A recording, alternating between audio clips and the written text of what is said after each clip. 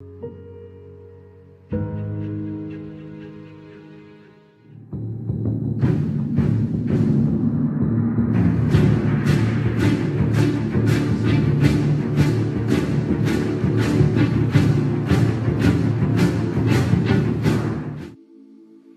time lock.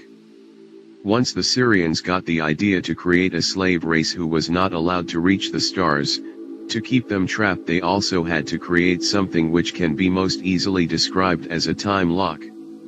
The human race who was already here, the Namliyu, was multidimensional and could travel interdimensionally between the stars.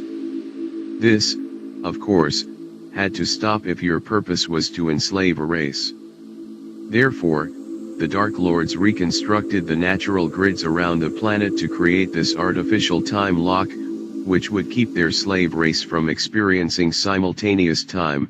They had to have them adjust to a straight, linear timeline. However, this is not easily done, because we live in a multiverse where our thoughts and actions create new realities, and thus new timelines continuously, but the trick was to, in addition to create this artificial grid, make the slave race oblivious to whom they were and where they came from, plus the whole conception of time, timelines, and reality in general. This way, these master manipulators could manipulate people's thoughts and create their realities for them in a manner which was more in line with what the Syrians wanted us to believe in order to control us and our destiny. In addition, and in line with the above, the Syrians had to rearrange the DNA of the prototypes they were creating so that when a spirit entered the body, it was locked into the grid, both in a more lofty fashion but also through their manipulated bodies. Thus, the Dark Lords thought they had constructed the perfect trap. However, the grid, the artificial grid, here spelled with a capital G, was not at all perfect. It was meant to also block certain frequencies of light and prevent it from reaching the surface of the planet. Light carries information. This was done in order to keep humankind uninformed. But the grid was like a Swiss cheese, and pillars of light could penetrate, coming in from the sun and the cosmos in general, and now from the galactic center, as we are aligning. This didn't bother the Syrians too much, because even when the light was able to penetrate, the DNA was rearranged in such a way that the information went right through the human bodies without being absorbed, because there was no one there who knew how to receive it. But there was something else with the imperfect grid that the Syrian overlords were very concerned about. The grid could be used as an escape route after the person died. The Dark Lords did not want that to happen. They had invested a lot in this control system, so they wanted the same souls to incarnate over and over, just to be recycled into a new slave body here on Earth. Therefore, they invested a lot of time in figuring out how to prevent souls from escaping after death. The solution to the problem was a tunnel of light. When a human soul left her dead body, she was normally confused, because she had been kept ignorant and didn't know what to do and where to go. So, some souls stayed discarnate, hovering over Earth, while others attached themselves to another human body, unquiet dead. See Metaphysics paper number 3, and some escaped through the pillars of light, the holes in the Swiss cheese. None of this was what the Syrians wanted. So they created this tunnel of light, which was often connected with a warm, fuzzy feeling, and false images of dead relatives leading them towards the tunnel. More often than not there were also spirit guides there to greet them and meet them after they separated from their bodies, and sometimes it could also be a religious experience, with a Jesus figure waiting on the other end, or some other religious deity before Jesus' time. The whole purpose was to direct the deceased away from the holes in the grid and manipulate them into the trap. Once the spirit had agreed to enter the tunnel, they were sucked in with an enormous speed, almost like a cosmic vacuum cleaner, and entered the between life area, where they met with their dead relatives and friends, or fragments of their souls, left in the afterlife to keep the new, ignorant spirit busy. The Blah was in fact just a relay station where the spirit was waiting for her next turn to be recycled. Here in the afterlife, the spirit could relax with friends for a while and experience some extraordinary things she could do with her avatar/light body.